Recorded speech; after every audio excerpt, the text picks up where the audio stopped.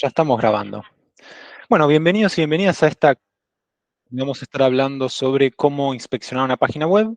Va a ser una clase que vamos a dedicarle aproximadamente media hora al contenido más duro, al contenido técnico, y después va a haber un espacio para poder debatir y realizar cualquier tipo de consulta, ya sea consulta relativa a esta charla o ya sea consulta de cualquier otro ámbito del mundo de la programación.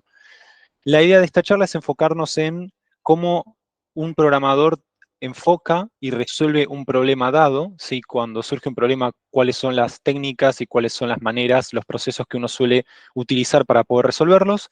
Lo vamos a encarar desde el ámbito más genérico posible, ¿sí? Es decir, más allá que hoy vamos a usar como excusa y como ejemplo cómo inspeccionar una página web para poder hallar problemas y soluciones. El proceso que vamos a seguir de resolución de este problema es un proceso que se usa en cualquier otro campo, ¿sí? Porque al fin y al cabo un problema siempre se resuelve siendo un proceso que más o menos siempre es el mismo, con sus determinados cambios, pero casi siempre es el mismo. Voy a dejar pasar a las últimas personas que se fueron sumando. Bien, ya estamos todos entonces. Bueno, esta clase va a estar principalmente dada usando contenido del curso de Inove. Sí, vamos a estar viendo una página web que hizo una alumna hace un año o dos en el curso de desarrollador web y lo vamos a usar como punto de partida y como excusa para poder inspeccionar una página y poder encontrar posibles soluciones a posibles problemas. Si después les interesa y quieren chusmear más sobre el curso u otros cursos que sean Inove, pueden entrar a la página inove.co, donde está toda la información abierta para todos los países. Me presento para aquellos que nunca me hayan visto antes por las redes o me hayan visto en Discord o en Inove. Mi nombre es Hernán, soy desarrollador de software, tanto backend como frontend. Sí, depende de momentos de mi vida, estoy más del lado del backend o más del lado del frontend, sí, más del lado del desarrollo de interfaces o más del lado de bases de datos o a veces más del lado de inteligencia artificial. Y dentro de Inove soy mentor y coordinador dentro de la escuela, tanto en el campo de backend como en el campo de frontend. Y lo que vamos a ver hoy, como ya les anticipé, es una página web hecha por una alumna en la cual yo me descargué, si yo me descargué la página de esta alumna y a propósito metí algunos problemas y errores, si yo introduje errores en su página como para tener algo con lo que jugar, ¿sí? Y lo que vamos a hacer hoy es como se llama el detective de software, vamos a intentar resolver esos problemas y vamos a mostrar cuáles son las diferentes dinámicas y las diferentes formas que uno puede llegar a utilizar para poder reducir un problema hasta su mínima expresión y poder resolverlo.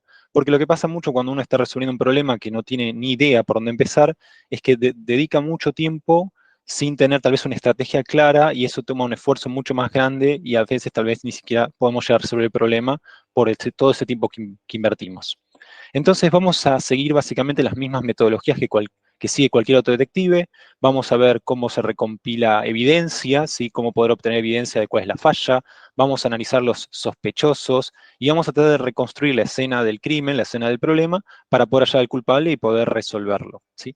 Eso es como muy a grandes rasgos lo que vamos a estar haciendo como ejemplo usando esta página web.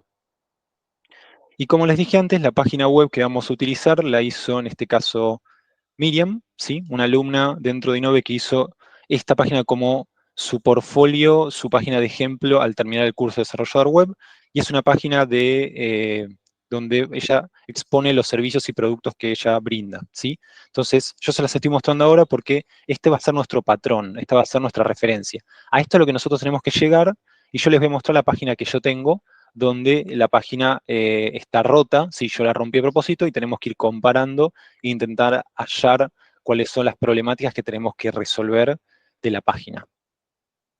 Por lo tanto, yo ahora voy a mostrar un poco de código de programación, pero no voy a explicar al detalle los detalles de HTML y CSS, porque eso no es lo que yo quiero que se lleven, sino lo que quiero que se lleven de esta charla es los conceptos y las formas y estrategias que pueden usar para abordar cualquier problema, no solamente de una página web.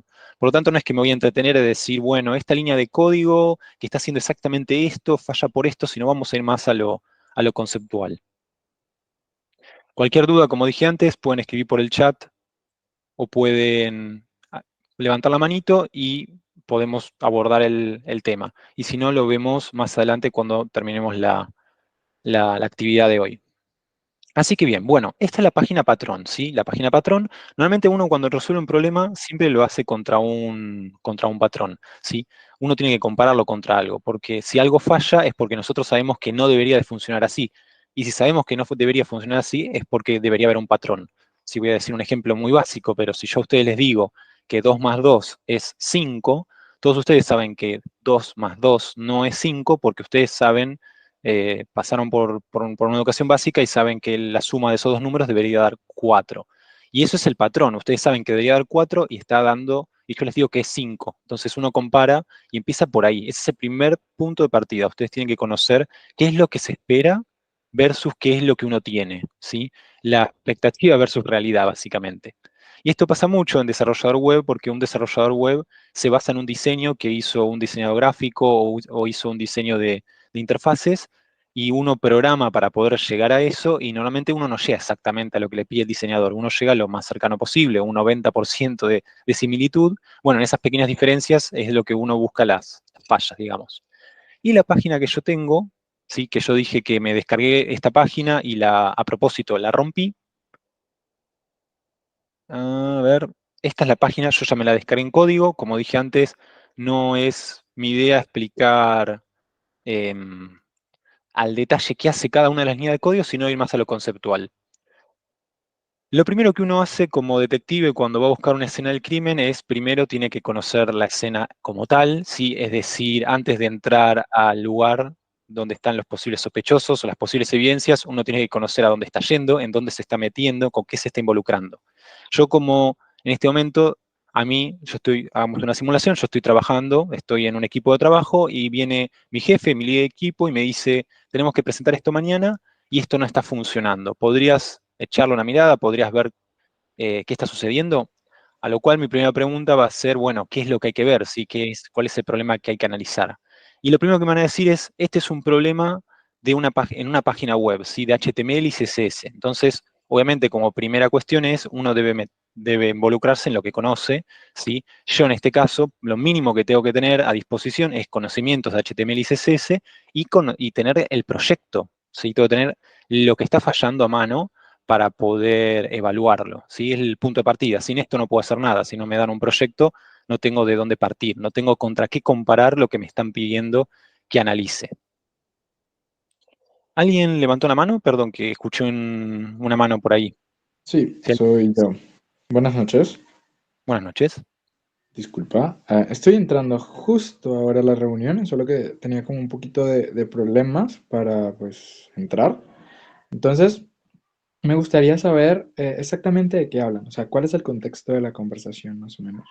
Bien, el contexto es, la actividad de hoy es plantear un problema.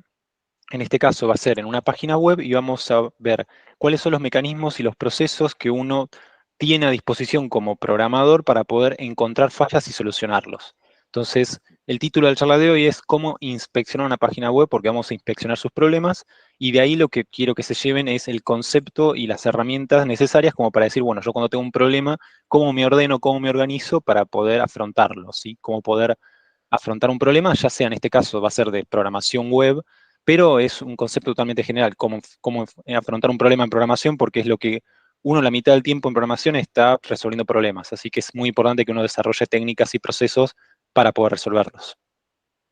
Listo, perfecto. Muchísimas gracias. No, por favor. Bueno, como les decía, el primer paso es tiene que contener a mano o a disposición el proyecto que está fallando, el código, el repositorio, como les guste llamarlo, y también tiene que tener conocimientos mínimos como para poder estudiarlo un poco y entenderlo. Normalmente, sí, no les voy a mentir, ustedes el 90% de las veces van a resolver problemas de otro, no problemas suyos. Entonces también tienen que entrenarse en entender el código de otra persona porque el 90% van a resolver problemas de otro, y no porque uno haga perfecto lo que hace, sino que lo más probable es que cuando uno trabaja en una empresa, empiece trabajando en un proyecto que ya está vivo, que ya alguien ya hizo. Entonces, ustedes van a agregar funcionalidades, van a agregar código, pero el 90% de las cosas que van a resolver va a ser algo que hizo otra persona. Entonces, una vez que uno ya tiene el proyecto, lo siguiente es tratar de, como dije antes, comparar qué está fallando, ¿sí? Uno llega a la escena de crimen e intenta encontrar la víctima, vamos a decir. Entonces, yo acá tengo de nuevo el patrón, lo que funciona, y acá tengo lo que no funciona, ¿sí? la página destruida, que de nuevo repito, la destruí yo como para tener algo con que jugar hoy. Que como vemos, básicamente, si comparo una con la otra, no se parecen en nada. Sí veo que hay texto que está repetido, o sea, texto que coincide, pero no veo el fondo, no veo los colores, no parece estar organizado, las imágenes están de otro tamaño, ¿sí? O sea, acá pasó algo muy grave porque la página no se representa en nada como se ve el original. Entonces partimos de un caso muy caótico, vamos a decir, y cuando sucede esto, lo ideal y lo mejor es intentar hablar con la persona que participó de este proyecto, porque si no fuimos nosotros, como va a suceder en el 90% de los casos, intentar hablar con la persona que sí trabajó en esta página. Y acá lo que les digo es que en la mayoría de los casos la persona que trabajó en esta página ya no está más trabajando en la empresa. ¿Por qué? Porque los proyectos suelen durar mucho tiempo. Un proyecto puede durar de 5 a 10 años y ni de casualidad la gente está tanto tiempo trabajando en una misma empresa. Hoy en día una persona está en promedio entre 1 año y 2 en una misma empresa, como mucho 3 y un montón 5, porque la gente cambia de trabajo. Entonces es muy probable que encima no tengan a nadie, que no tengan a la persona que hizo esto. Entonces, bueno, lo mínimamente es acercarse con alguien que más o menos los pueda orientar. Entonces, supongamos que no hay nadie que los pueda orientar, que va a ser en la mayoría de los casos. Entonces, ¿por dónde empezamos? Llegamos a la escena del crimen. Lo primero es recolectar evidencia, porque si no, no tenemos que empezar a analizar. Si yo veo esto y comparo contra esto, hay un montón de cosas que fallan. No están los títulos, no están los colores, no están organizadas las cosas, las imágenes están de otro color, parece que no hay un problema, parece que hay 500 problemas juntos. Entonces, lo primero es recolectar evidencia. Y en programación, la evidencia, no importa qué lenguaje de programación estén usando, la evidencia está en la consola. Siempre en la consola van a encontrar la evidencia. La consola en una página web es este menú que yo acabo de abrir, que se abre con la tecla del teclado, F12. ¿Sí? Con F12 ustedes abren la consola de una página web, y esto lo pueden hacer ustedes en sus casas desde cualquier explorador, lo pueden hacer ahora mismo con Meets. Con F12 abren el menú de exploración web, ¿sí? El menú de herramientas, como lo llama Chrome, ¿sí? Todos lo tienen, Chrome, Firefox, Explorer, todos tienen Edge, Opera, todos tienen este menú. Y la consola les va a dar una pista, les va a dar las evidencias. Sin esto ustedes podrían pasarse días buscando problemas donde no los hay. Y el único problema con la consola, y no importa qué lenguaje de programación estén usando, es que primero el texto de error, ¿sí? Que lo van a encontrar siempre en rojo en general, como es este caso, va a estar en inglés. ¿Sí? Ese es un detalle. Y segundo, a pesar de que ustedes sepan inglés, no lo van a entender. Entonces, saber inglés no los va a ayudar demasiado, porque los mensajes son bastante particulares, no son muy humanos. Hay palabras raras, como por ejemplo parecen mime, cosas que uno que sepa inglés dice, ¿y esto qué es? Bueno, así es la consola, gente. La consola es un amor-odio, la van a ir amando con el tiempo cuando la vayan interpretando. Entender la consola es como entender un idioma aparte. Por eso no importa si ustedes saben inglés o no saben inglés, es algo que todos tenemos que atravesar. Obviamente que saber inglés les va a dar un poquito más de herramientas, pero básicamente si ustedes copian y pegan el mensaje de error en un traductor, más o menos van a estar a la misma altura. Entonces, lo primero cuando uno ve un mensaje en una consola es mínimamente intentar traducirlo. ¿Sí? Si no saben inglés, mínimamente traducirlo, lo copian y lo pegan en cualquier traductor, ya cualquier traductor que tengan ustedes favorito, o lo pueden traducir mismo con el traductor del explorador que están usando. Yo en este momento no voy a traducir porque, como dije, esto traducirlo tampoco va a dar mucha información. Yo voy a ir a las cosas que tienen mayúsculas, que tienen colores, las cosas que la consola me dice, prestar atención ahí. Si a pesar de que yo no entienda nada de lo que estoy leyendo, voy a intentar leer las cosas que sobresalen, las cosas que están en mayúscula o están en color. Y la consola es algo que van a ir aprendiendo con el tiempo y yo al menos aprendí la consola como aprendí otras cosas, como aprender símbolos, como aprender símbolos egipcios. Uno de tantas veces ver el mismo mensaje y relacionarlo con determinados problemas, uno termina asociando que un determinado mensajito de consola significa esto. Pero eso lo logran después de haber visto 1500 errores y haber dicho, bueno, cuando aparece este mensaje lo más probable es que sea esto que está acá. Y eso no hay nadie que se los pueda enseñar más que la práctica misma. Y acá en este caso lo que me resalta en azul es que me dice, me está dando esta ruta, ¿sí? Esto es una ruta, ¿por qué sé que es una ruta? Porque empieza con la palabra HTTP, es una ruta a un archivo, y en la ruta a un archivo se llama style.css. Style.css o style.css es el archivo de estilos de la página. Y por lo tanto me está diciendo que hay un problema con el archivo de estilos, y eso cuadra mucho con el problema que tenemos, porque básicamente no hay colores, las imágenes están en cualquier tamaño, es un problema de estilos lo que estamos viendo, hay un problema de estilos. Entonces uno une las evidencias y dice, bueno, acá estoy teniendo un problema de estilos. Entonces, ahí uno acota la búsqueda. En vez de ir a buscar en todo el código, yo ahora voy a buscar solamente en los estilos. Entonces, acoté la búsqueda tal vez de 20, 30 archivos a 2 o 3 líneas de código. Y eso ya les va a ahorrar algunas horas de trabajo, interpretar el error de la consola. Que como dije antes, yo en este momento es como pareció muy fácil lo que hice, pero porque yo esto ya lo hice 1500 veces, ustedes la primera vez van a leer esto y tal vez no les diga demasiado. Pero bueno, es algo que uno va adquiriendo con el tiempo y muchas horas sí ya.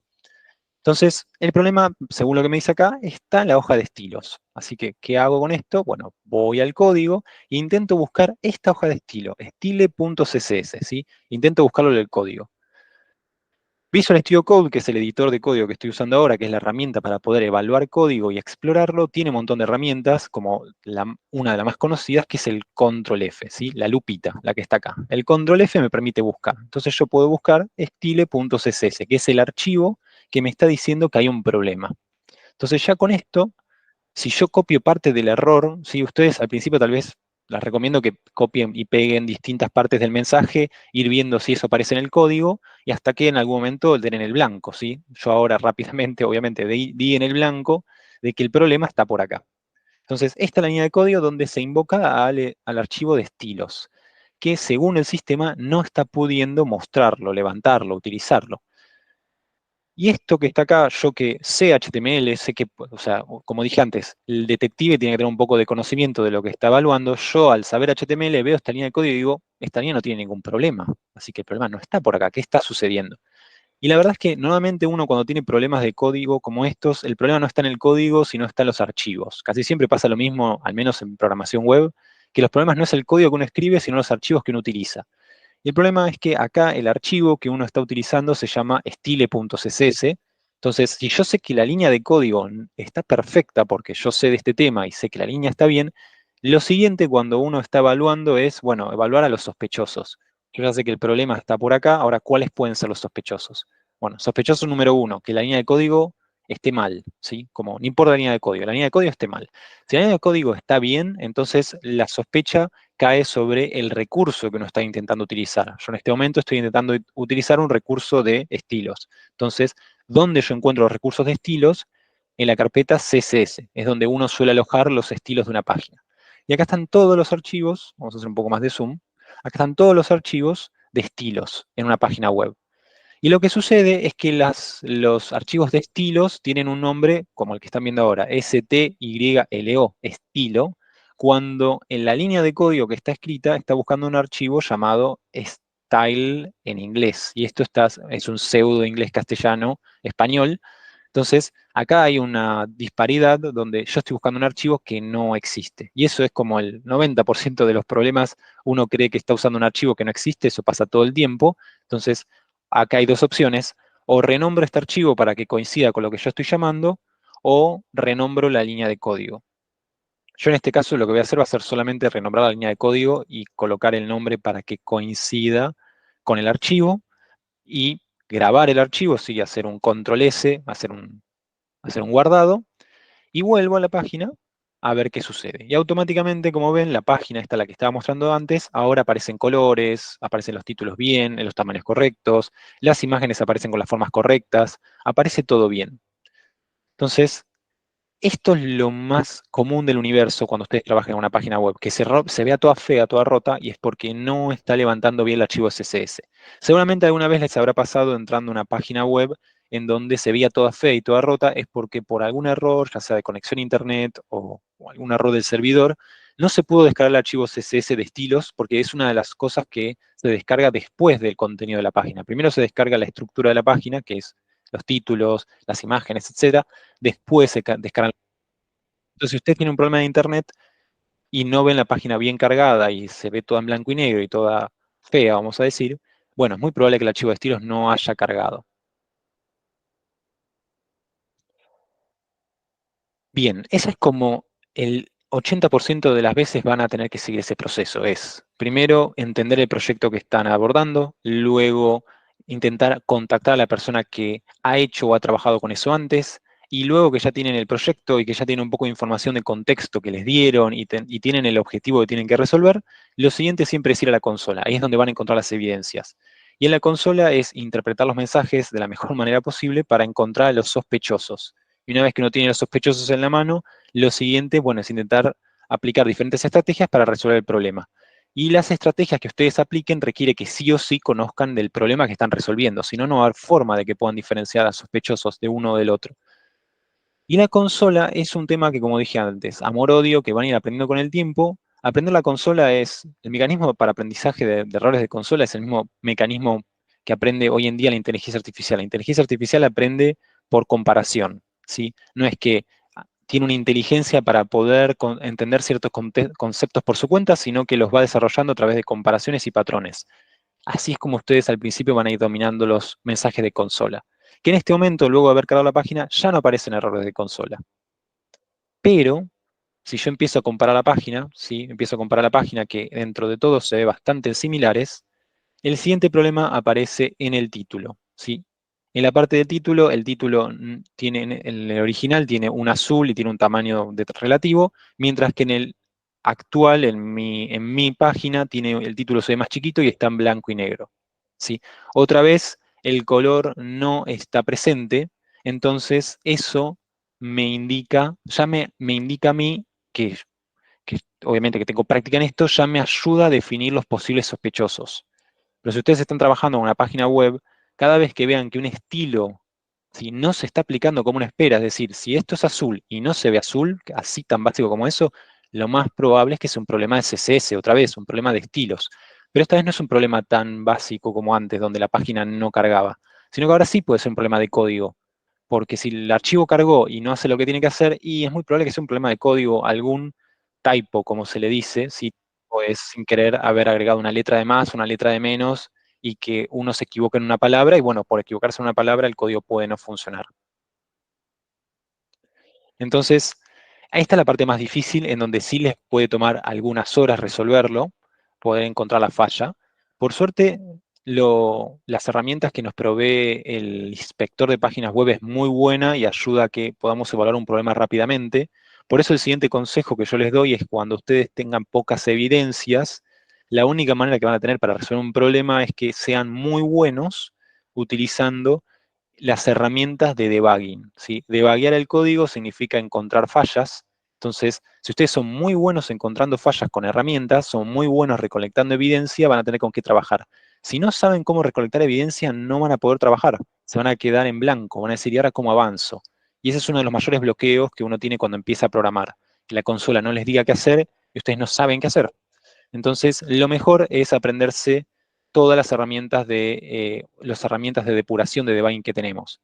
Y en caso de un inspector de página web, hay un montón de herramientas. Faltarían horas de video para que yo les pueda mostrar todas las que hay, y son muy amplias. Entonces lleva tiempo conocerlas, y lo más importante en este caso es que ustedes sean creativos, que cada vez que tengan un problema nuevo, prueben todo lo que saben y prueben un poco más también. Entonces van aprendiendo cosas nuevas, ¿sí? Básicamente toquen cada uno de los botones de un, de una herramienta de depuración hasta que vayan dominando esa herramienta. Es así, hay que explorar, hay que jugar, no hay otra manera, no cae el conocimiento del cielo. Yo en este caso, yo sé que este botoncito de inspección web me permite inspeccionar un elemento puntual de una página, ¿sí? Este botoncito de acá, si yo me permite seleccionar elementos, como ven que ahora todo parece ser seleccionable, me permite seleccionar un elemento puntual y analizarlo. Y yo en este caso lo que voy a elegir analizar y seleccionar es el título que no se ve azul y se ve negro. Y cuando lo selecciono, me aparece todo el contenido de HTML de ese título y me aparece todo el contenido de estilos de CSS de todo ese título. Y lo primero que veo, como de nuevo repito, este es un problema de estilos, es decir, el título si no se ve azul es porque hay un estilo que no se está aplicando como uno espera, ¿sí? Recordemos que el estilo es la apariencia de cómo uno quiere que algo se presente, y acá, en la parte de estilos, ¿sí? Sé que todo esto está en inglés y es otra vez, uno tiene que tomarse el tiempo de ir aprendiendo esas pequeñas palabras que los va a ayudar, ¿sí? Pero bueno, es un vocabulario que uno va adquiriendo. No es que tienen que ser expertos en inglés para poder dominarlo, sino que simplemente anotarse las referencias. En este menú están todos los estilos que aplican al elemento que yo seleccioné. Y si yo sé CSS, que debería de saberlo, si no, no tendría forma de inspeccionar esto, puedo ir uno por uno y ver todos estos estilos, a ver si está presente el estilo o no está presente el estilo que yo estoy buscando. Todo esto obviamente que requiere que sepan CSS, si no, van a ver todo esto y va a ser como si estuvieran viendo jeroglíficos. Yo, que soy una persona que me encomendaron hacer esto, que en teoría acepté este trabajo porque sé cómo resolverlo, puedo ir leyendo cada uno de estas propiedades. Y es así como uno va uno a uno, de una manera muy paciente, viendo si hay algo de aquí que está fallando, ¿sí? Yo lo que puedo ver rápidamente es que este título, ¿sí? Este título tiene un estilo llamado subtítulo, ¿sí? El estilo de este título se llama subtítulo. Y si yo empiezo a ver todos los estilos que están en esta pantallita, vamos a ver si podemos cerrar esto. Si yo veo todos los estilos que aplican a ese pequeño subtítulo, veo que acá no hay ninguno que se llame subtítulo. ¿Sí? Ninguno de estos se llama subtítulo. Sé que lo estoy pasando muy rápido, todos estos son los nombres. Esto se llama root, se llama body, presentación, H2. ¿Sí? No hay nada que diga subtítulo. Entonces, ¿por qué en este caso la programadora o programador hubiera puesto una clase, hubiera puesto un estilo que se llame subtítulo si nunca lo invocó, si nunca lo llamó? Entonces es muy probable que acá haya un pequeño error y por eso no se esté dibujando el título correctamente. Porque alguien creó el estilo para este subtítulo llamado subtítulo, pero no se invoca el SSS. Entonces, ¿cuáles son las posibilidades si no se invocan? Que haya un error de tipeo y sin querer la persona haya puesto subtitle o subtitle en inglés o título y no con el sub, o que sin querer lo hayan borrado, o que sin querer le hayan colocado otro código adentro y por lo tanto quedó fuera, ¿sí? Pero algo pasó con eso. Entonces, lo siguiente que uno puede hacer es, de nuevo, es usar la herramienta de control F, ¿sí? Que el control F les va a ahorrar millones de horas en cualquier análisis de problema. El control F otra vez a buscar, yo puedo buscar a ver si existe la palabra subtítulo, y ver en todos lados donde aparece. Y ver que por desgracia aparece en al menos, ¿cuántos lados? 50, 3, 6, 9, 12, 14, 15, 16, 17, 18, 19, 20, 21, 25 lugares aproximadamente, 26, acá lo dice, 26 lugares. Entonces, tengo dos formas de trabajar acá. O veo uno por uno los 26 lugares, o tengo que aplicar un análisis un poco más criterioso para poder reducir el espectro de problema. Y esta es una habilidad que también tienen que desarrollar con el tiempo, porque en este caso a mí me aparecen 26 coincidencias, les podría aparecer cientos de coincidencias, y pasarían un día entero buscando problemas donde no los hay. Entonces, tienen que desarrollar cierto criterio como para poder reducir la carga de trabajo que ustedes están teniendo, ¿sí? Poder reducir el problema, el concepto. Entonces, lo importante para poder reducir el problema es conocer quiénes son los agentes involucrados, quiénes son los realmente sospechosos y quiénes no. Entonces, yo en este caso que estoy trabajando con este archivo, yo sé que la página que estoy viendo ahora, ¿sí? Porque o me lo dijo la persona que programó esta página o porque lo investigué yo sé que el subtítulo que estoy trabajando está en el archivo index.html y no en otro, está en este archivo. Entonces, todo lo que no sea el index.html, que es el archivo que estoy trabajando, no es sospechoso. Entonces se van, todos estos los puedo sacar. Saco todos y me quedo con solamente 4 coincidencias, ¿sí? Entonces reduje el problema de 26 a 4. Y ahora sé que el subtítulo es este, ¿sí? Primero busqué este, que no era porque dice conta-subtítulo, si no es subtítulo. Y acá está el eslabón que intento solucionar. Entonces, lo primero es analizar de nuevo el código y ver que no haya ningún problema. En caso como esto es HTML, ver las etiquetas, ver que sus nombres estén correctos, ver que las etiquetas usen los símbolos correctos de apertura y de cierre, ver que usen las palabras correctas para poder asignar un estilo, que es en el caso de HTML se usa class, ver que no falte ninguna comilla, o sea, ver todo el análisis semántico de esta línea de código. Cuando yo descarto que esta línea de código es correcta, si no encuentro ninguna falla, tengo que ir ahora al archivo de estilos. Y el archivo de estilos es este que ya vimos antes, que es estilo.css, que también lo hubiera encontrado en el control F, está acá adentro. Y acá, sí, y acá está el famoso estilo que no está apareciendo.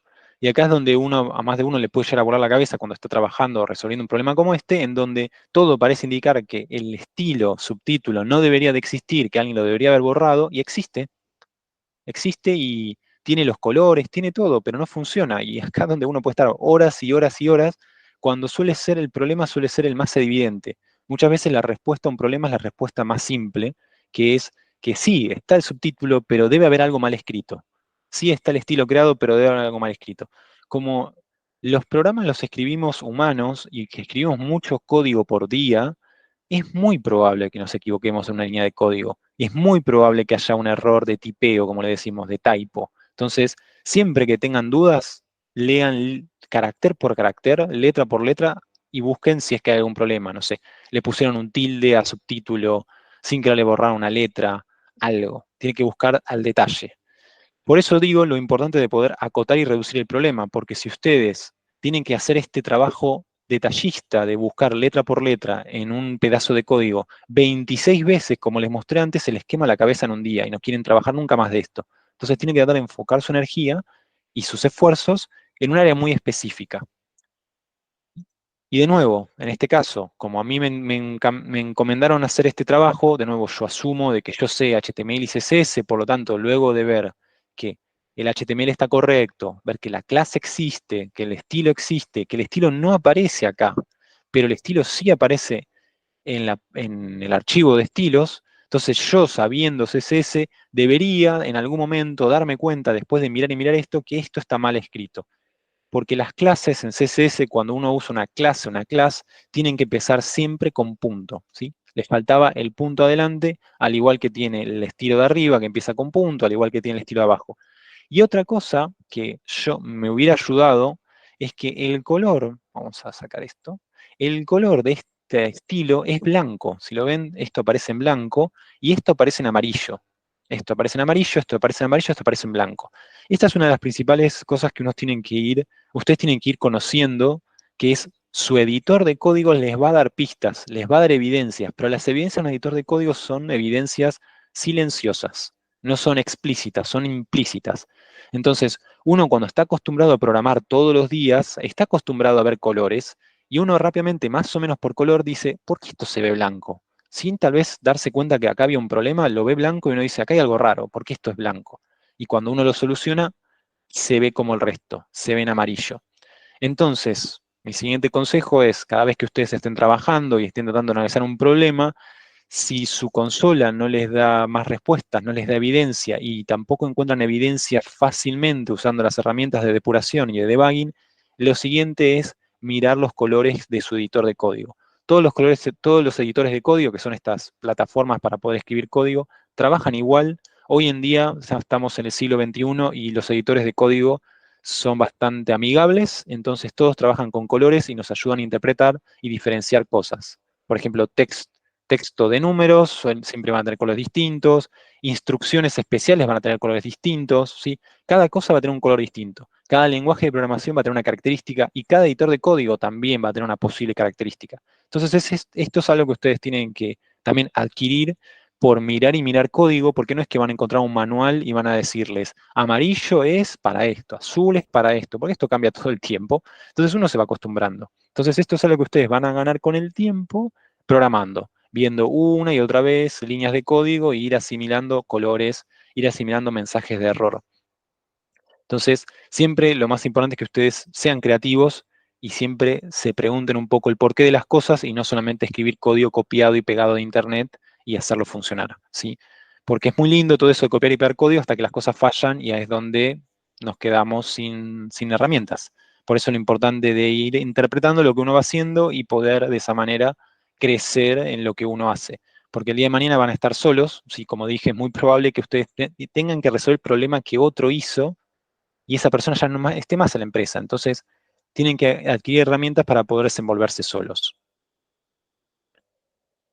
Así que bueno, gente, eso es un poco lo que quería mostrarles, cuáles son las herramientas que uno tiene que ir adquiriendo para poder resolver problemas de manera más consistente el día de mañana, para poder ir ganando confianza, para poder ahorrarse mucho tiempo. ¿Sí? Si ustedes no desarrollan sus herramientas de debugging, sus herramientas de depuración, van a destinar mucho tiempo. Y no está mal, si al principio todos destinamos un montón de tiempo, es una inversión de tiempo. Todos vamos a destinar un montón de tiempo al principio, lo importante es siempre destinar cada vez menos, ¿sí? Hacerse más habilidoso y ser cada vez más creativo y curioso para poder ir absorbiendo las cosas que hay alrededor y utilizar todas las cosas que uno tiene disponible. No solamente pedir ayuda cuando puedan, que también está muy bien, pero también uno tratar de valerse de sus propias herramientas para analizar un problema. ya sea usar los colores, ya sea usar las consolas, ya sea usar un traductor, ya sea usar una inteligencia artificial que les ayude a interpretar el error de mensaje de la consola. Eso también es totalmente válido. Es muy improbable que le encuentre el error porque tiene que tener todo el contexto alrededor, que es muy difícil de hacerlo, pero al menos le va a servir como un traductor un poco más amigable. Y obviamente conocer el lenguaje de programación que están usando, ¿sí? En este caso hoy hablamos muy rápido y muy por arriba de HTML y CSS, porque si no conocen lo que están viendo no van a poder ni siquiera interpretar el código que hizo la otra persona y no van a tener cómo poder resolverlo.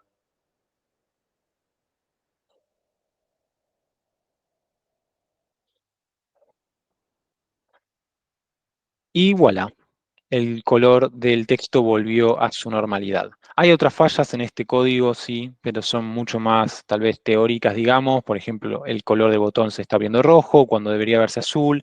Eso ya es como mucho más teórico, tiene que ver con que esto sí está funcionando porque no es que se ve negro o blanco, es decir, hay una propiedad de CSS aplicada, pero no es la correcta, entonces ahí tiene que ver cómo son las jerarquías de estilos, qué estilos tienen prioridad sobre otros. Es como que uno puede empezar de un problema tan sencillo como, el archivo no estaba creado, a un problema un poquito más detallista, decir, bueno, esta línea de código está mal escrita, a un problema mucho más conceptual, donde todo está bien escrito, pero no funciona.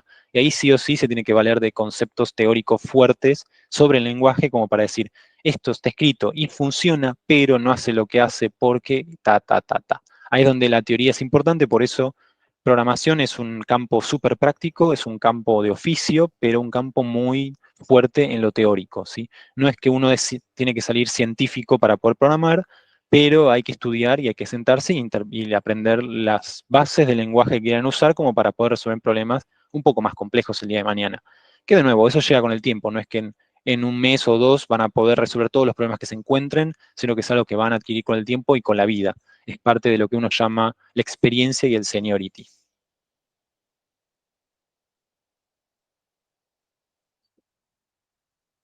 Así que bueno, hasta acá llegamos con el contenido que les quería mostrar hoy. Así que ahora abro el espacio para el debate.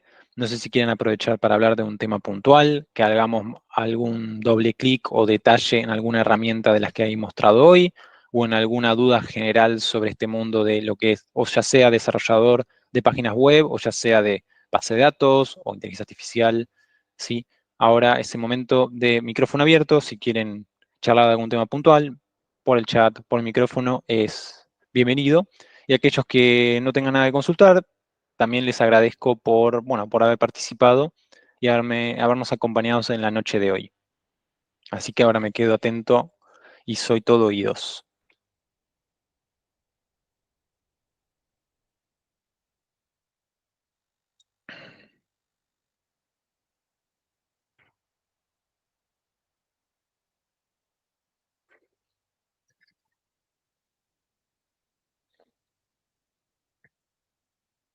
¿Me escuchan? Sí, you, te escucho. ¿Qué tal?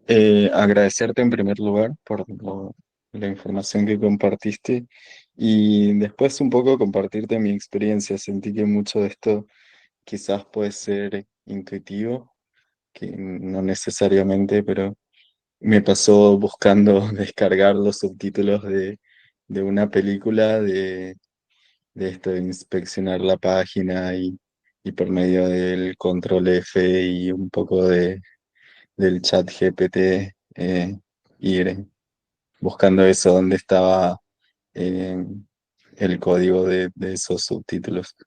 Así, a eso. Muchas gracias una vez más. No, por favor, la herramienta F2 es una herramienta muy poderosa. Hay un chiste recurrente que hace unos años hackearon a la NASA y fue usando menú F12. Una pavada fue, pero la persona se puso, empezó en la página y encontró una vulnerabilidad muy básica en el control de usuario de acceso y contraseña y buscando el F12 le pudo dar la vuelta. Se puede hacer mucho con la página, con el menú F12, incluso bajarse imágenes que no están descargables, lo pueden hacer con el menú F12. Con el menú F12 ustedes pueden explorar la página y decir, esta imagen que no me estás dejando descargar, clic, y te la llevas. Todo lo que esté en la página web es público, entonces tienen acceso total de una otra manera. Francisco pregunta, ¿cómo hace Copilot para poder acceder a Internet y cómo hace para analizarla? Bueno, hoy en día las herramientas de inteligencia artificial han evolucionado en algo que es el acceso a Internet. Básicamente hacen una consulta, ¿sí? Hacen una consulta y descargan el contenido de la página. Cuando uno carga una página en un explorador web, ¿sí? Como yo les mostré recién, el explorador web lo que hace es hacerle una consulta al dueño de la página y decirle, necesito tu página para mostrársela a mi humano. Entonces le pide al servidor web, se baja la página con las imágenes, con los estilos, los títulos, la arma y se la da al humano que la quiere ver. Pero no deja de ser un archivo, ¿sí? Un archivo que puede ser leído por un humano o puede ser leído por una máquina con capacidades de interpretar el archivo. Entonces, hoy en día Copilot, ChatGPT 4 y cualquier otra inteligencia artificial con acceso a Internet, lo que hace es, cuando tiene que analizar una página web que está en la web, es descargarla como un archivo, archivo HTML, archivo de estilos, imágenes, y analiza las líneas de código. Y es bastante fácil eso, ¿sí? Es mucho más fácil analizar código que analizar texto humano, porque el código es mucho más estructurado y simple que el lenguaje completamente humano. El lenguaje humano tiene un vocabulario mucho más amplio que el lenguaje de máquina, el código de programación. Por eso yo siempre digo que no saber inglés no es un limitante para aprender a programar, porque uno cuando aprende a programar sí usa palabras en inglés, pero serán 10 palabras en inglés. Entonces uno se puede anotar esas 10 palabras, colocar lo que significa para uno, ni siquiera lo que significa realmente, lo que significa para uno esa palabra, y lo puede interpretar. Es mucho más simple. Entonces es mucho más simple para Copilot y cualquier inteligencia artificial interpretar una página web que interpretar una bibliografía o una novela. Por eso Copilot y todas estas inteligencias artificiales están funcionando muy bien para poder interpretar código porque es mucho más simple justamente que la interpretación del lenguaje humano. Ya son bastante capaces de poder interpretar con el humano para analizar la petición que el humano le hace, le es mucho más fácil interpretar el código, aunque no parezca. Aunque nos parezca a nosotros muy complejo el código, es muy fácil el lenguaje humano, el lenguaje de código se aprende en menos tiempo que lo que uno aprende a hablar un idioma completo.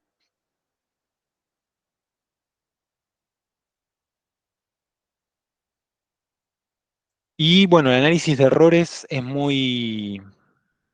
A ver, transforma el texto binario para entender.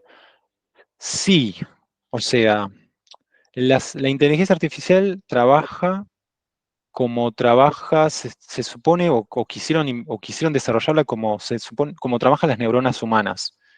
La inteligencia artificial transforma un recurso puede ser una imagen, puede ser texto, puede ser cualquier cosa, lo transforma en un conjunto de datos que puedan ser metidos en un mundo de conceptos. Entonces, un vaso, por decir algo, la imagen de un vaso, se traduce en un conjunto de datos que para esa máquina ese conjunto de datos representa un vaso. Y es la misma manera que nosotros trabajamos con nuestras neuronas. Nuestras neuronas, nuestros sistemas sensoriales, los ojos, los oídos, el gusto, transforma el mundo físico en una señal eléctrica. Y esa señal eléctrica se almacena y se transporta a las neuronas. Entonces, las señales eléctricas y las neuronas representan conceptos como memoria, acciones, todo lo que nosotros vivimos y todo lo que vivimos de manera sensorial. Lo mismo pasa con la inteligencia artificial. Traduce una entrada de datos, que esa entrada de datos puede ser un video, como serían nuestros ojos, puede ser el audio, como serían nuestros oídos, o puede ser texto. Lo traduce en números, que para esa máquina ese número representa un concepto. Y hoy la inteligencia artificial no es que es más potente y mejor porque hubo un desarrollo tecnológico muy grande, porque el concepto que se usa para desarrollar las inteligencias artificiales de hoy se inventó en 1970, 1960, pero hoy tenemos máquinas suficientemente potentes para poder analizar ese conjunto de información lo suficientemente rápido como para crear algo más o menos capaz de poder traducir grandes conjuntos de volúmenes de datos en conceptos. Entonces, hoy en día la inteligencia artificial no brilla por el desarrollo de inteligencia artificial, de los conceptos de inteligencia artificial, sino brilla por el desarrollo en hardware. Hoy tenemos máquinas más potentes y eso da la posibilidad a traer teorías de hace 50 años y ponerlas a la práctica, que antes no es que no era posible, sino es que uno no podía hacer algo más que un predictor un predictor de letras, que igual sigue siendo algo súper tecnológico, pero para nosotros ya es re básico que un manipulador de texto me interprete qué es lo que quiero decir después, un corrector de ortografía o un diccionario. Entonces sí, todo lo que ingresa en una inteligencia artificial básicamente se traduce a números. Y los humanos, nosotros no interpretamos esos números, tampoco los entendemos, porque nosotros como humanos no tenemos la capacidad de analizar ese conjunto de datos en ese nivel de magnitud. Nosotros tenemos otras capacidades que no tienen las computadoras. Podemos analizar un gran conjunto de datos, pero desde diferentes lados, diferentes sentidos. Nosotros usamos combinaciones en muchos sentidos al mismo tiempo, y eso es algo que hoy en día la inteligencia artificial no está ni cerca, como tampoco una ventaja que tiene la inteligencia artificial sobre nosotros es que la inteligencia artificial puede cada vez ser más potente, porque las computadoras son más potentes y nosotros cada vez no somos más potentes, al menos que nos empecemos, bueno, sí, evolucionamos, pero no a la velocidad que evolucionan los chips de computadora. Así que mientras no tengamos la posibilidad de crecer exponencialmente nuestras capacidades, no es que vamos a notar una gran diferencia, hasta que no nos convertamos en un cyborg o algo por el estilo.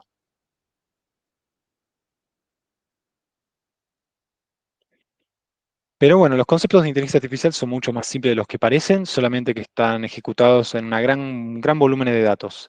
Como les dije, aprender a utilizar la consola es simplemente mirar los mensajes de errores de consola una y otra vez, y ustedes tienen que relacionar cada vez que puedan este mensaje de consola, que no sé qué significaba, resultó ser este problema. O sea, ustedes cuando reencuentran un problema, después de inspeccionar una página web o lo que sea, tienen que recordar, cuando tuve este problema, lo relaciono con este error.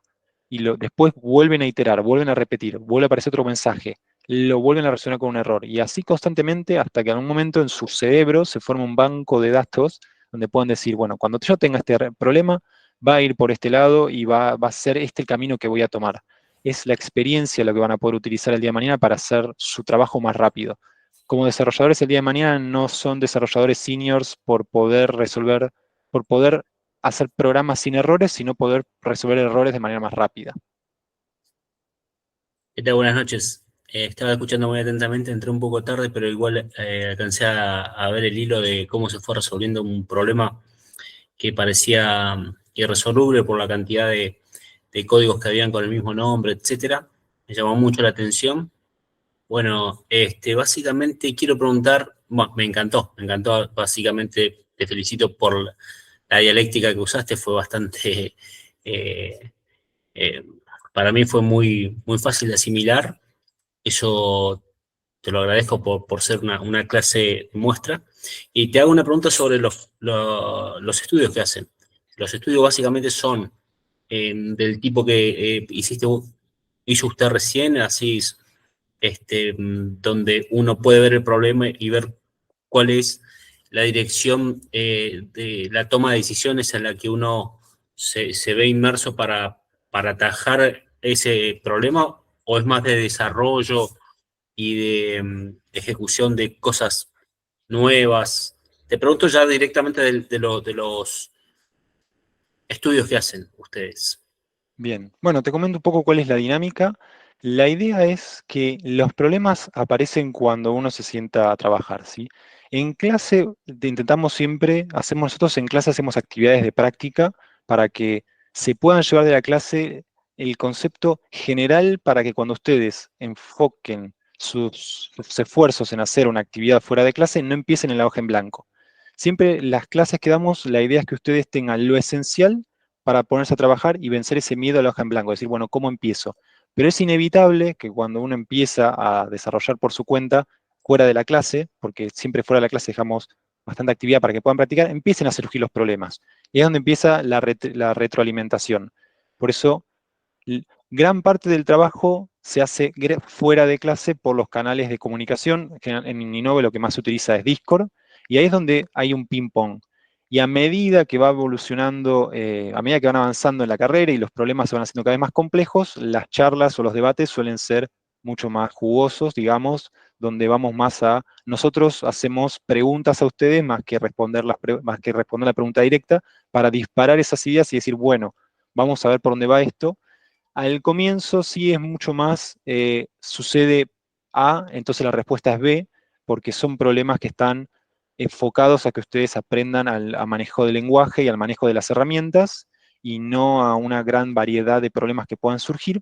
Entonces se empieza desde lo más básico, donde problemas donde uno puede llegar a resolverlo con una sola iteración, tal vez un ida y vuelta, muy simple, y a medida que va avanzando la carrera se va haciendo cada vez más complejo, donde buscamos que al final, más que ayudarlos a seguir a aprender a programar, que aprendan a resolver problemas en la interfaz o en el mundo que hayan elegido. Excelente. Nosotros usamos una plataforma de desafíos de programación que es muy parecido, siempre decimos es como el Duolingo de la programación, es un sistema de desafíos, puntajes y beneficios, bonus. La idea es un poco que eso motiva al alumno a mantener la constancia, porque siempre decimos que, bueno, lo más importante es la práctica en todo esto. Es muy importante sentarse y practicarlo, porque del dicho al hecho hay un trecho enorme. Entonces, el sistema mismo va como habilitando desafíos a medida que la persona va mostrando que tiene mayores capacidades para poder resolverlo. Y también algo que siempre decimos, y por lo tanto por eso nos apoyamos en este sistema, es que el aprendizaje no es lineal. Quiero decir, ustedes puede que hoy se encuentren con un problema que hoy no puedan resolver y necesiten tiempo de maduración de los conceptos que están utilizando o los errores que están viendo, y puede que los problemas que hagan después y que se quede por separado, como quede aislado, los problemas que sigan haciendo les den herramientas y más práctica para que puedan volver atrás y decir, bueno, ahora me siento de nuevo a encarar este desafío de mayor dificultad con lo que vengo haciendo las últimas semanas o el aprendizaje que tuve las últimas semanas o otros puntos de vista que obtuve las últimas semanas que me ayuden a volver sobre este tema. El aprendizaje tampoco es lineal, también por eso lo damos a través de una plataforma que permita esa flexibilidad, que ustedes puedan ir y volver y los desafíos los puedan hacer las veces que quieran, en el orden que ustedes necesiten, en base a las cosas que vayan desbloqueando o realizando semana a semana.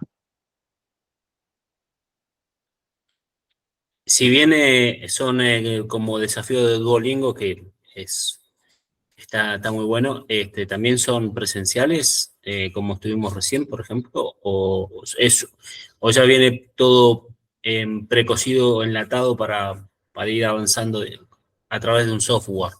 Las clases son así como estamos teniendo ahora, son en vivo. En clase hacemos desafíos en clase, a eso nosotros llamamos como los ejemplos de clase, que intentamos que cubra como el espectro general y básico de los conceptos que se quieren ver en esa clase, como por ejemplo si estamos viendo números, variables tipo numéricas, cómo manejar números, bueno, en esa clase nos enfocamos a ver ese tipo de problemas. Y después los desafíos por fuera son desafíos de código, donde a uno le damos un problema en script, o sea, un problema en una hoja, por decirlo de una manera, para que ustedes puedan resolver. Eso sí se hace por fuera de clase, lo que son los ejercicios de práctica o los desafíos, como nos gusta llamarlo, con la intención de que haya un ida y vuelta en el Discord y que no lo realicen totalmente solos, porque un poco también la idea es, al dar cursos reducidos y que sean 20, 30 personas las que están en un curso, que se forme una pequeña comunidad por cada curso, que se aproveche algo que es único, que es un conjunto de personas atravesando exactamente la misma experiencia. A veces lo que pasa es que cuando uno habla con otra persona es que esa otra persona puede estar haciendo algo similar a lo mío, pero en otro idioma, en otro lenguaje. Entonces, que 20, 30 personas estén pasando por lo mismo y aprovechar eso como una pequeña comunidad para interactuar es fundamental. Y nosotros también empujamos a que eso suceda. El sistema de desafíos también está monitoreando por detrás cómo la gente interactúa en el sistema de chats, como para también motivar y premiar y decir, bueno, Fulano y Mengano, felicitaciones por haber participado esta semana, gracias por haber apoyado a la comunidad, y también todo eso tiene una retribución dentro del sistema mismo que usamos. Excelente. Bien, ahí quería agregar una cosita, Ernie, también. El hecho de que, Héctor aquí, primero, ¿no? ¿Cómo Buenas estás, noches. Héctor? ¿Cómo estás? Bien, el hecho también de que demos las tareas para que puedan desarrollar ustedes por su cuenta, también tiene que ver con que todo esto está enfocado, ¿sí? A que es muy similar a lo que les va a suceder cuando entren en un proyecto real, ¿sí? ¿Qué quiere decir esto? Ustedes le van a encomendar una misión, una tarea, ¿sí? Un ticket, y ustedes tienen que resolverlo por su cuenta. Obviamente que siempre tienen la ayuda de sus compañeros, pero cada compañero también va a tener su tarea asignada, por lo cual, digamos, hay una parte que sí es muy fuerte, digamos, en el trabajo en equipo, pero después también tienen que poder desarrollar sus habilidades para poder, digamos, solucionar los problemas por ustedes mismos, ¿sí? Entonces, digamos, es un poco, tiene digamos, la forma en la que trabajamos tiene las dos caras, ¿sí? O sea, por un lado, digamos, fomentamos digamos, el trabajo en equipo, porque el desarrollo de software tiene esa naturaleza de por sí, pero por otro lado también, ¿sí? Ustedes tienen que aprender a desarrollar sus habilidades para que, digamos, no sea simplemente, digamos, un curso que los lleva de la mano a, bueno, listo, completaste todos los desafíos, perfecto, te entregamos un premio y ya está. La idea es que ustedes adquieran, ¿sí? Afiancen los conocimientos. Y bueno, para eso obviamente la práctica todo el tiempo es muy necesaria. Y lo vemos, por ejemplo, en lo que recién Hernán estaba mostrando, cuando hablaba de los colores, del editor de código, que uno por ahí cuando empieza dice, sí, pero yo me tengo que acordar que este era amarillo y el otro era blanco, y a veces aparecen como liñitas subrayadas en rojo, y la realidad es que con la práctica se da que todo eso, digamos, es adquirido naturalmente, ¿sí? ¿Qué quiere decir? Quiere decir de que a ustedes no les va a costar ningún esfuerzo en tanto empiecen a programar y a practicar y a hacer ejercicios y hacer ejercicios. Ya automáticamente cuando vayan haciendo scroll, vayan pasando por la hoja del editor de código del archivo, ya automáticamente el ojo, sin tener que prestar atención, ¿sí? Sin tener que observar, lo van a ver. ¿Sí? Esto es así porque la misma práctica se los va a ir dando. ¿Sí? Entonces es un poco llevarlos a eso, ¿no? Llevarlos a que, digamos, por medio de todos los ejercicios de práctica, ¿sí? Ya sea, digamos, en clase o fuera de clase, ¿sí? Ayudarlos a desarrollar estas habilidades. En clase está bueno porque de alguna forma, digamos, uno queda como expuesto, ¿no? Es como que, y pasa también, ¿no? En el trabajo diario pasa esto, o sea, podemos tener calls que son directamente lo que se llaman working sessions, son sesiones de trabajo en donde directamente compartimos pantalla y por ahí son 5 personas que están mirando lo que estamos haciendo y estamos entre todos tratando de solucionar y encontrar por qué no funciona, ¿no? Y hay veces que no, hay veces que estamos solos, tranquilos, con un cafecito, ¿sí? Trabajando a las 3, 4 de la mañana, como a mí me gusta, y ahí solucionando, digamos, los problemas por cada uno, ¿sí? Entonces, bueno, un poco es llevarlos, digamos, y traerlos a este mundo, ¿no? En donde, digamos, todo es muy flexible, pero dentro de esa flexibilidad también ayudarlos a encontrar la manera, ¿sí? De que puedan, digamos, alcanzar, ¿sí? Sus objetivos. Sí, digamos que, como dijo Héctor, dentro de la flexibilidad que tiene este mundo, que es enorme porque es una necesidad. Este mundo de la programación es muy flexible a comparación de otros rubros porque tiene que ser muy ágil. La tecnología cambia todo el tiempo, entonces si no somos flexibles no nos podemos adaptar. Entonces las empresas y nosotros como programadores tenemos que ser flexibles para poder adaptarnos a los cambios que hay por venir, ¿sí? Aprender a usar nuevas herramientas. Hoy en día el editor de código que mostré hace 6 o 7 años que está como popular, o tal vez 8, pero hace 8 o 10 años no lo conocía nadie, no existía. Y en 8 años va a haber otro, que lo va a mejorar, lo va a superar y vamos a estar usando otro editor de código. Entonces, es muy importante que uno pueda formar esas herramientas para seguir autosuperándose constantemente, para disfrutar de la flexibilidad que tiene este mundo, que es muy bonito poder decir, hoy me cansé de esto y sin tener que aprender algo desde cero, puedo hacer otra cosa totalmente distinta porque el rubro lo permite, porque hay un infín de cosas que se pueden hacer cuando uno abre la cabeza al mundo, a este mundo digital, digamos.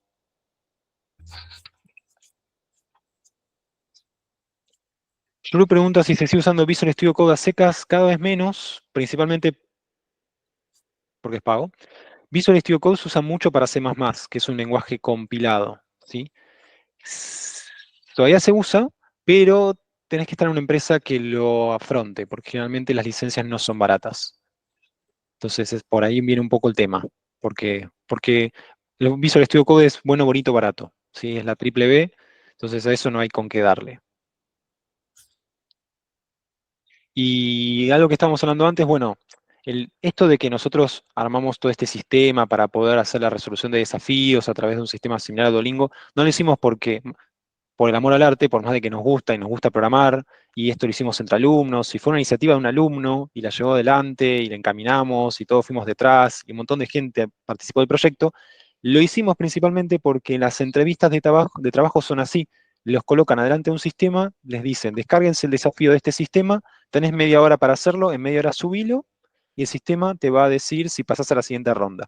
Es un poco así el mundo de las entrevistas de programación. Podemos tener una charla totalmente dedicada a eso, pero todo lo que hacemos dentro de la escuela está afín a que después cuando vayan a una entrevista de trabajo no les aparezcan cosas que sean totalmente desconocidas para ustedes, sino que se sientan, por lo menos dentro de todo, en un ambiente cómodo y decir, bueno, sí, estoy en una situación de debilidad, vamos a decir, pero yo pasé por esto alguna vez, y eso les dé un poco más de confianza.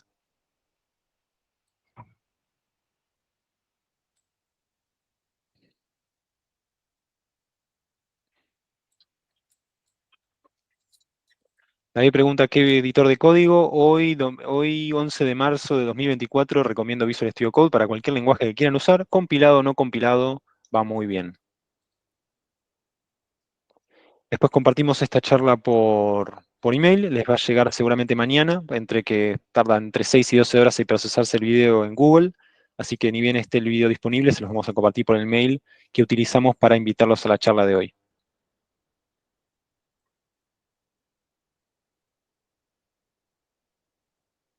¿Alguna otra curiosidad, duda que quieran compartir? ¿Charlar? ¿Qué duración tienen los cursos?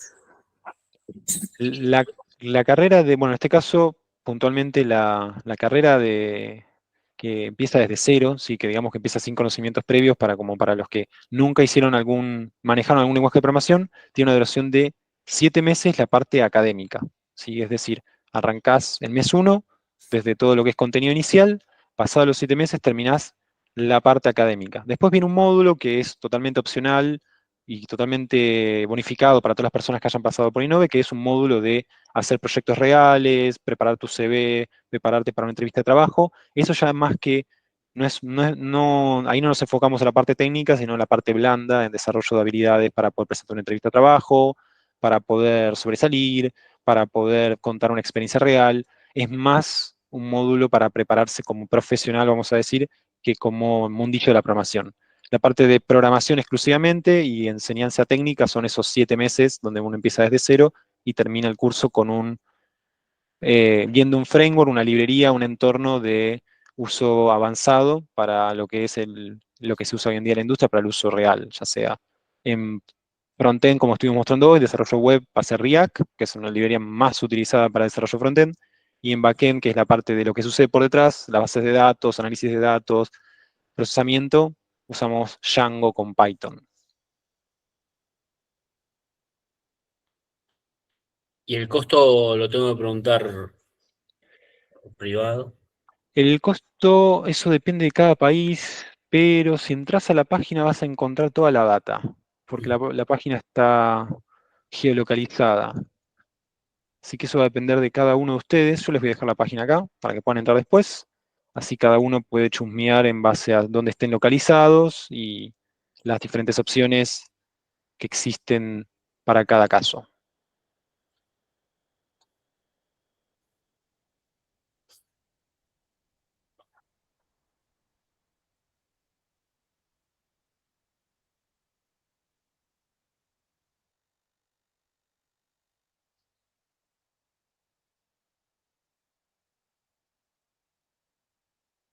No, muchas gracias a ustedes, gente, por haberse sumado y participado a estas horas de la noche. Saben que cualquier tema nos pueden encontrar en las redes y normalmente tanto Héctor como yo estamos o aquí o allá dando alguna charla o clase como la de hoy. La semana que viene va a haber otra, sí, que va a estar liderando Héctor vamos a hablar más en detalle del editor de código, sí, hoy fue como un pantallazo, cómo instalarlo y cómo utilizarlo y cómo sacarle un poquito el jugo. Así que bueno, muchas gracias, gente. Les va a estar llegando esta charla, clase por email, así que estén atentos al correo. Y nos vemos nos vemos en la próxima oportunidad. Gracias por haber participado. Gracias a vos, buenas noches. Muchas gracias a todos. Buenas noches.